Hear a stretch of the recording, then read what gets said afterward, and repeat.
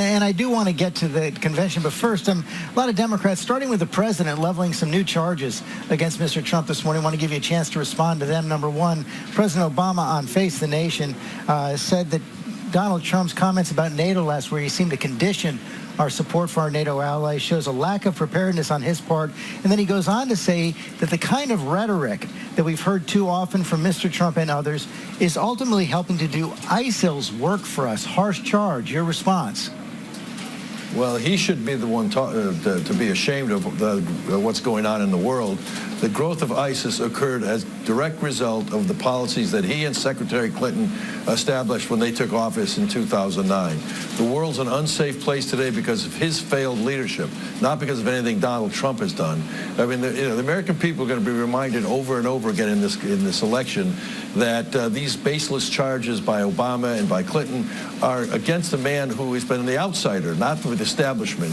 The problems facing the world and the United States today of lawlessness and terrorism can directly be laid to the policies that have come out of the White House and out of the Secretary of State's office when Clinton was president. So these charges not only are baseless, but they have no credibility. And we're going to continue to carry the case forward of what's wrong with America because of their failed leadership and what Donald Trump is going to do to correct the problems. But how about those comments that Mr. Trump made to the New York Times about NATO, seeming to condition our support for some of our NATO allies? Even your allies, like Senator Mitch McConnell, said that was a mistake. Was it?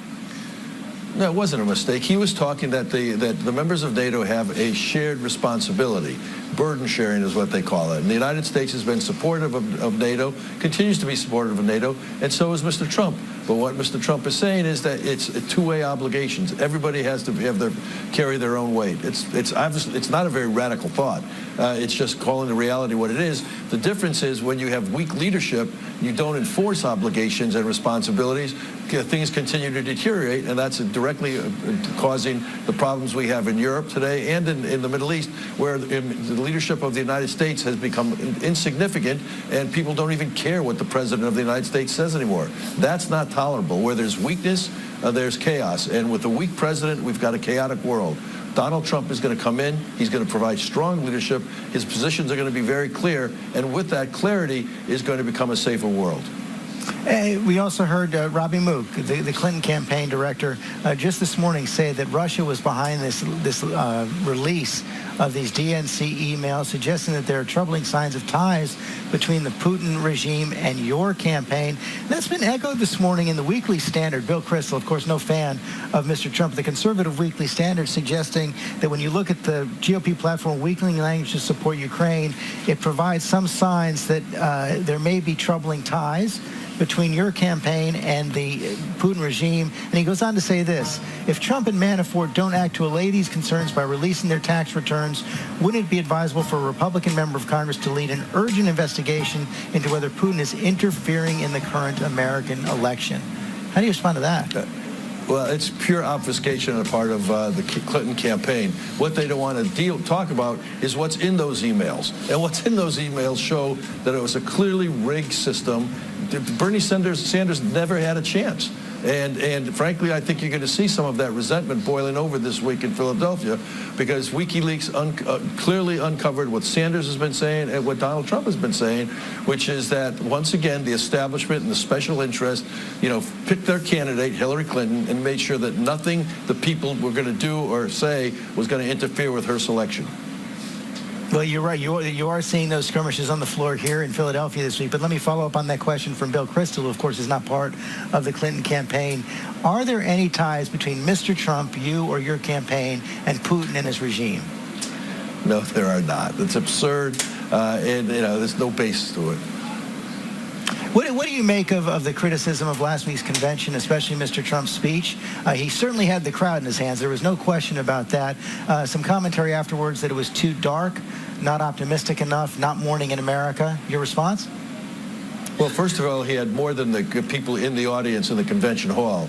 CNN did a poll that showed over 35 million people were watching, and 75% of those watching said that they were supportive of what Mr. Trump was saying and thought he could carry out his promises. The speech was not a dark speech. It actually was a very optimistic speech. However, what Mr. Trump said in the very beginning is unlike what you're going to hear in Philadelphia. He was going to tell the truth about what's going on in the country, because all too often in the past, Washington and special interest and Hillary Clinton, as part of that establishment, have tried to say, oh, well, things are going to get better. Just trust us. We know what to do.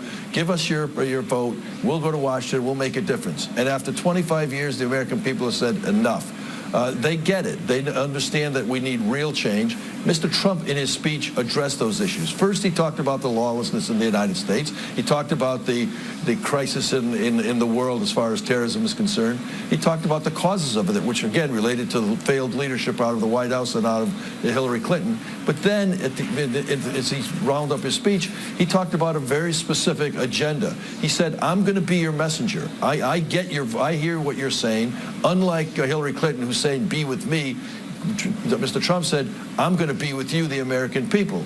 And he said, this is what I'm going to do. And he went through a litany of things he was going to do, from cutting taxes to creating better trade deals that would return jobs back to America, to building up our infrastructure, to having an energy policy that was going to put America first, to having a health care program that was going to get rid of the crazy cost of Obamacare and allow people to have logical, credible health programs, to improve veterans' rights so that veterans can choose the hospitals of their choice and not have to stand in long lines, which Hillary Clinton doesn't think is a problem. On and on. He talked about his solutions. It was not a dark speech. It was only a dark speech for the Democrats who see the end of their days coming. Let's talk about electoral politics. You heard Robbie Mook right there. Are you guys really going to be spending money and time in places like Connecticut and Oregon? We've got a poll that shows Connecticut is almost even. The point is this. The map has expanded. In Mr. Mook's comments, he talked about how they're going to compete in Pennsylvania. Usually after the conventions, Pennsylvania is in the Democratic column. It's an example of how the map is expanding. Pennsylvania, Wisconsin, Michigan, where working class Americans have been promised a better life and have seen their paychecks deteriorate in value, where they, for the first time ever, according to a Pew poll, working class Americans believe that their children's future will be worse than their future. I mean, that's an incredible finding. And as a result, in a number of these states, the Democratic coalition is not cracking, it's broken.